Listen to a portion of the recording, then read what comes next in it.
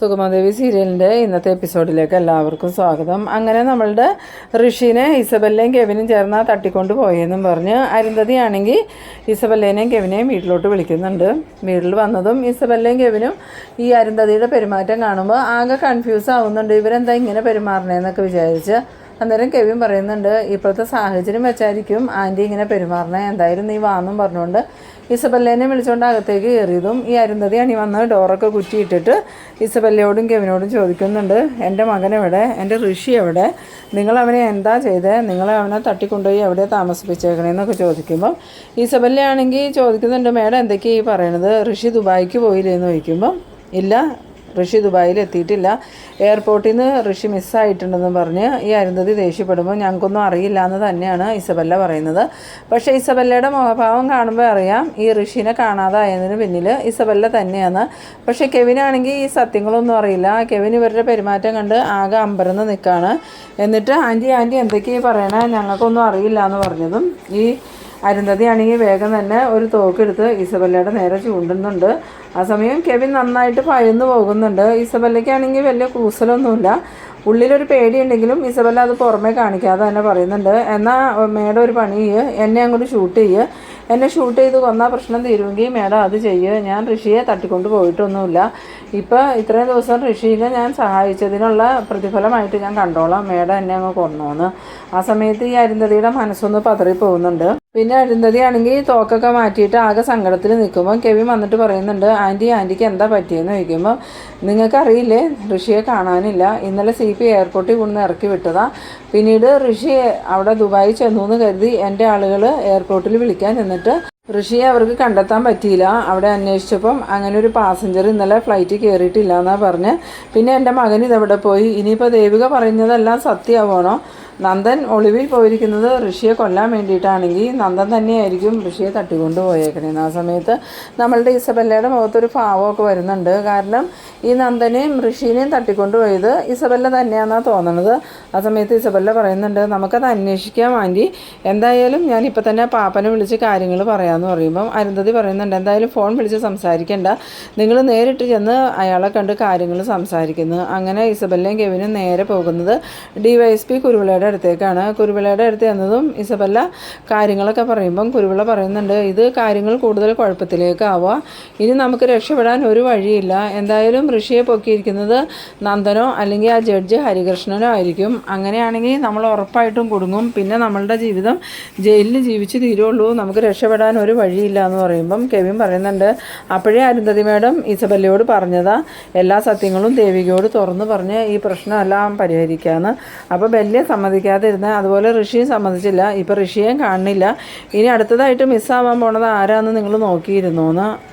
ആ സമയത്ത് കുരുവിള പറയുന്നുണ്ട്, എന്തായാലും നന്ദൻ രണ്ടും കൽപ്പിച്ചാൽ ഇറങ്ങിയിരിക്കണം, ചന്ദ്രോത്തുള്ളവർക്ക് നന്ദനെക്കുറിച്ച് ഒരു വിവരമില്ല, അതെനിക്ക് പൂർണ്ണ ബോധ്യമുണ്ട്, ഇനിയിപ്പോൾ നന്ദൻ എവിടെയാണെന്ന് കണ്ടുപിടിക്കേണ്ടത് നമ്മളുടെയും കൂടി ഉത്തരവാദിത്തമാണ്. ആ സമയത്ത് ഇസബെല്ല പറയുന്നുണ്ട്, എനിക്ക് ബലമായ സംശയം നമ്മളെയും ഋഷിനെയും കൂടാതെ നന്ദന് വേറെ ആരോ ശത്രുക്കളുണ്ട്, അവരായിരിക്കും നന്ദനെ പൊക്കിയേക്കണേന്ന് പറയുമ്പം കെവിൻ പറയുന്നുണ്ട്, ഇല്ല ബെല്ല, നന്ദൻ അങ്ങനെ പ്രത്യേകിച്ച് ശത്രുക്കളൊന്നുമല്ല, നിനക്ക് നന്ദൻ്റെ സ്വഭാവം അറിയാലോ, നന്ദൻ അങ്ങനെ ആരുമായിട്ട് വഴക്കിനൊന്നും പോണ ആളല്ല എന്ന്.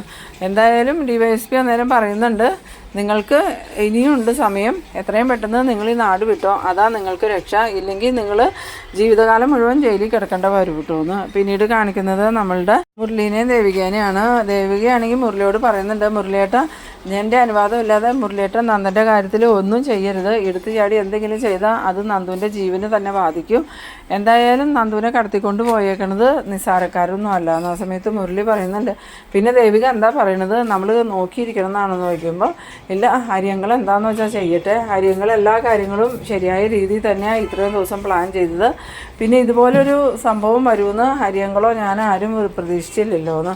ആ സമയത്ത് മുരളി പറയുന്നുണ്ട്, ഇത് തീക്കളിയാ ദേവിക, എന്തായാലും ഹരിയങ്ങൾ ചന്ദ്രോത്തുനിന്ന് നന്ദനെ മാറ്റിയത് എന്നെ പെശകായിപ്പോയി, നന്ദനെ നേരെ പോലീസ് സ്റ്റേഷനിൽ ഹാജരാക്കിയാൽ മതിയായിരുന്നു, എന്നാൽ ഇപ്പം നന്ദൻ ജയിലിലെങ്കിലും ഉണ്ടായേനെ, ഇനിയിപ്പോൾ നന്ദനെ നമ്മൾ എവിടെ പോയി കണ്ടുപിടിക്കുമെന്ന്. ആ സമയത്ത് ദേവിക പറയുന്നുണ്ട്, മുരളിയേട്ടൻ എന്നോട് ഇങ്ങനെ ഓരോരോ ചോദ്യങ്ങൾ ചോദിച്ച് എന്നെ കുഴപ്പത്തിലാക്കല്ലേ മുരളിയേട്ട, അല്ലെങ്കിൽ തന്നെ തലയ്ക്ക് ഭ്രാന്തെടുത്ത് നിൽക്കുവാന്ന്. പിന്നീട് മുരളി വീട്ടിലേക്ക് ചെല്ലുന്നതും ഭാർഗവി ചോദിക്കുന്നുണ്ട്, നീ എന്തായിരുന്നു ഇവിടെ വരാൻ വൈകിയ, നീ എവിടെ പോയതാന്ന് ചോദിക്കുമ്പം അമ്മ കാര്യങ്ങളൊന്നും അറിഞ്ഞില്ലേ, നന്ദനെ കാണാനില്ല. ആ സമയത്ത് ഭാർഗവി പറയുന്നുണ്ട്, ഇത് നല്ല തമാശ, ഇടയ്ക്കിടയ്ക്ക് നന്ദനെ കാണാനില്ല എന്ന് പറയണമെന്ന് നിനക്ക് വല്ല നേർച്ചയുണ്ടോ എന്ന് ചോദിക്കുമ്പം ഇതങ്ങനെയല്ല അമ്മേ, നന്ദനെ ശരിക്കും കാണാനില്ല. ആ സമയത്ത് ഭാർഗവി ചോദിക്കുന്നുണ്ട്, നന്ദൻ എന്ത് പറ്റി?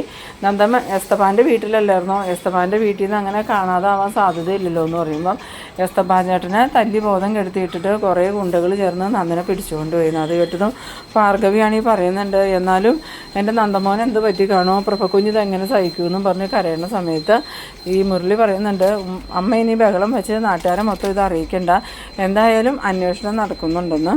പിന്നീട് ഗിരീഷിനെയാണ് കാണിക്കുന്നത്. ഗിരീഷൻ സത്യങ്ങളൊക്കെ അറിഞ്ഞിട്ട് ഇങ്ങനെ ആകെ വിഷമിച്ചിരിക്കുമ്പോൾ രജനി വന്നിട്ട് കരച്ചിലോട് കരച്ചിലാണ്. എന്നിട്ട് പറയുന്നുണ്ട്, എനിക്ക് എത്രയും പെട്ടെന്ന് ചന്ദ്രോത്ത് എത്തണം, എൻ്റെ അമ്മയെ കാണണം, നന്ദന എന്താ പറ്റിയെന്ന് അറിയണമെന്ന് പറയുമ്പോൾ ഗിരീഷൻ പറയുന്നുണ്ട്, നീ ഇപ്പോൾ ചന്ദ്രോത്തേക്ക് പോയിട്ട് പ്രത്യേകിച്ച് കാര്യമൊന്നുമില്ല രജനി, എന്തായാലും ദേവികയും ഹരിസാറൊക്കെ കൂടി അന്വേഷിക്കുന്നുണ്ടെന്ന് പറയുമ്പോൾ ദേവികയുടെ കാര്യം ഇനി ഗിരി മിണ്ടരുത്, ദേവിക ഒറ്റ ഒരുത്തി കാരണമാണ് ഇത്രയും പ്രശ്നങ്ങളുണ്ടായെന്ന് പറയുമ്പോൾ ഗിരീഷ് ചോദിക്കുന്നുണ്ട്, നീ എന്തൊക്കെയാണ് രജനി ഈ പറയണേ? ഇന്നലെ ഞാനും ദേവികയും ചേർന്ന് നന്ദനെ കാണാൻ പോയിട്ട് വന്നതല്ലേ, അന്നേരം ഒന്നും ഒരു കുഴപ്പമുണ്ടായിരുന്നില്ല, അതിനുശേഷം നന്ദനെ ആരോ കടത്തിക്കൊണ്ട് പോയേക്കണേന്ന്. ആ സമയത്ത് ഈ ഗിരിയുടെ അമ്മ വന്നിട്ട് പറയുന്നുണ്ട്, എന്തായാലും രജനി പറയണേലും കാര്യമില്ലേ, നീ ഒന്ന് രജനീനെ ചന്ദ്രോത്ത് വരെ കൊണ്ടു വിട്ടിട്ട് പാടാന്ന്. അങ്ങനെ ഗിരീഷിനും രജനിയും ചന്ദ്രോത്തേക്ക് പോകാനായിട്ട് ഇറങ്ങുന്നുണ്ട്. പിന്നീട് കാണിക്കുന്നത് നമ്മളുടെ ദേവിക ചന്ദ്രോത്തേക്ക് വരാണ്. ചന്ദ്രോത്ത് വന്നതും പ്രഭാവതിനെ കണ്ടിട്ട് ദേവിക അമ്മയെന്നും പറഞ്ഞ് വിളിക്കുമ്പം, എന്താ മോളെ, എന്തൊക്കെയാണ് ഞാൻ ഈ കേൾക്കണേ, എൻ്റെ മോൻ എന്താ പറ്റിയേ, എൻ്റെ നന്ദനെ കാണാതെ എനിക്ക് പറ്റില്ല എന്നും പറഞ്ഞ് ഈ പ്രഭാവതി കിടന്ന് കരയുന്നുണ്ട്. ആ സമയത്ത് ദേവിക പറയുന്നുണ്ട്, അമ്മയെ എന്ത് ചെയ്യണമെന്ന് അറിയാതെ നിൽക്കാൻ ഞാനിപ്പോൾ, എന്നെ അമ്മ ഇങ്ങനെ സങ്കടപ്പെടുത്തില്ലേ എന്ന് പറയുമ്പം പിന്നെ ഞാൻ ആരോടാ ചോദിക്കേണ്ടത്, അന്ന് ഇവിടുന്ന് നന്ദനെ മാറ്റി ഇതിലും നല്ലത് സ്റ്റേഷനിൽ ഹാജരാക്കി അവനെ ജയിലിലേക്ക് വിടണമായിരുന്നു, എന്നാൽ പിന്നെ എൻ്റെ മോൻ ജയിലിലെങ്കിലും ഉണ്ടെന്ന് ഓർത്ത് എനിക്ക് സമാധാനിക്കായിരുന്നു.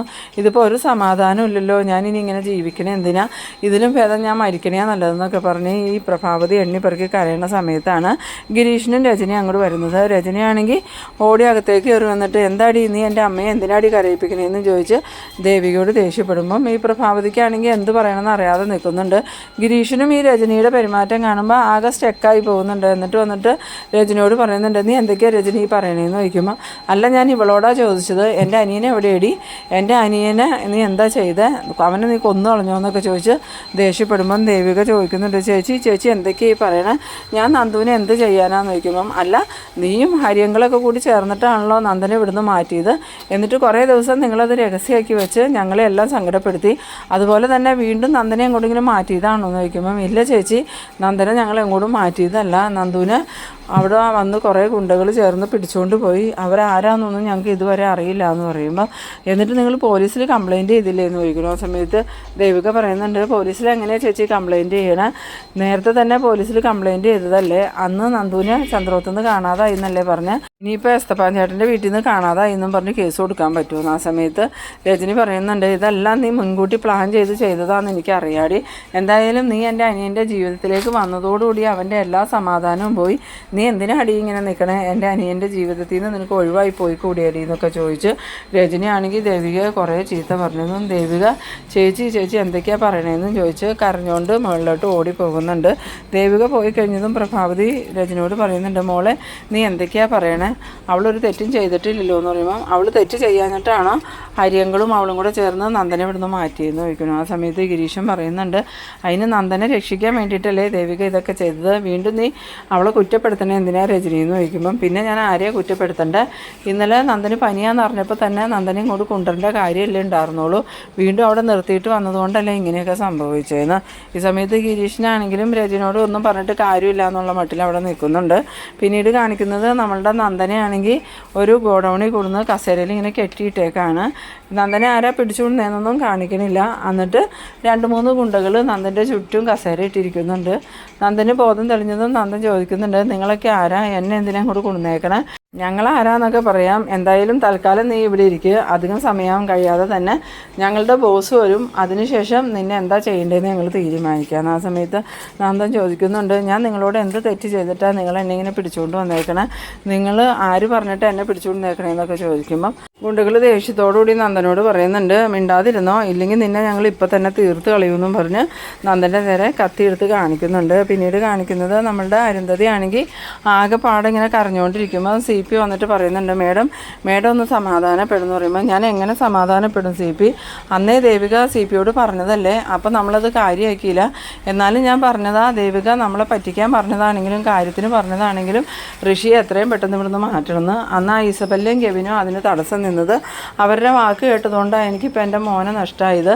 എൻ്റെ മോൻ നഷ്ടപ്പെട്ടു കഴിഞ്ഞാൽ പിന്നെ ഞാൻ ജീവിച്ചിരിക്കില്ല എന്നും പറഞ്ഞുകൊണ്ട് ഈ അരുന്ധതി കരയുന്നുണ്ട്. ആ സമയത്ത് പറയുന്നുണ്ട്, മേഡം ഒന്ന് സമാധാനമായിട്ടിരിക്കുക, എന്തായാലും എത്രയും പെട്ടെന്ന് നമുക്ക് ഋഷിമോനെ കണ്ടുപിടിക്കാം. ആ സമയത്ത് അരുന്ധതി പറയുന്നുണ്ട്, എങ്ങനെ കണ്ടുപിടിക്കാനാ, നന്ദനെ കാണാതായിട്ട് എത്ര ദിവസമായി, എന്നിട്ട് ഇതുവരെ കണ്ടുപിടിക്കാൻ പറ്റുമോ? പോലീസിനും പറ്റിയില്ല, നിങ്ങൾക്കും പറ്റിയില്ല, പിന്നെ ഋഷീനെ എങ്ങനെ കണ്ടുപിടിക്കും? അതുമാത്രമല്ല, നന്ദനിപ്പോൾ പുറത്തുണ്ട്, അവനാണോ ഇനി ഋഷീനെ തട്ടിക്കൊണ്ട് പോയെന്ന് എനിക്ക് സംശയമുണ്ടെന്ന് പറയുമ്പം പറയുന്നുണ്ട്, അതും പറയാൻ പറ്റില്ല മേഡം, എന്തായാലും ദേവിക അന്ന് നമ്മളോട് പറഞ്ഞതായിരുന്നു നന്ദൻ ഋഷീനെയും മേഡത്തെയും കൊല്ലൂന്നാണ് പറഞ്ഞതെന്ന്, അന്നെങ്കിലും നമ്മൾ സൂക്ഷിക്കണമായിരുന്നു എന്ന് പറയുമ്പം അരുന്ധതി പറയുന്നുണ്ട്, ഞാൻ അന്ന് പറഞ്ഞതല്ലേ ഋഷിയോട് എത്രയും പെട്ടെന്ന് ഇവിടുന്ന് പോകാൻ, അല്ലെങ്കിൽ ഞാൻ സത്യങ്ങളെല്ലാം ദേവികയോട് തുറന്നു പറയാൻ പോകാൻ തയ്യാറായതല്ലേ. അപ്പോൾ അല്ലേ പറഞ്ഞത് ഋഷിമോൻ്റെ കൂടെ തന്നെ നിൽക്കാൻ, എന്നിട്ടിപ്പോൾ എൻ്റെ മോൻ എവിടെ എന്നും പറഞ്ഞുകൊണ്ട് ഈ അരുന്ധതി കിടന്ന് കരയുന്നുണ്ട്. ആ സമയത്ത് പിക്ക് എന്ത് പറഞ്ഞ അരുന്ധതിയെ സമാധാനിപ്പിക്കണം എന്നറിയാതെ ഇങ്ങനെ നിൽക്കുന്നുണ്ട്.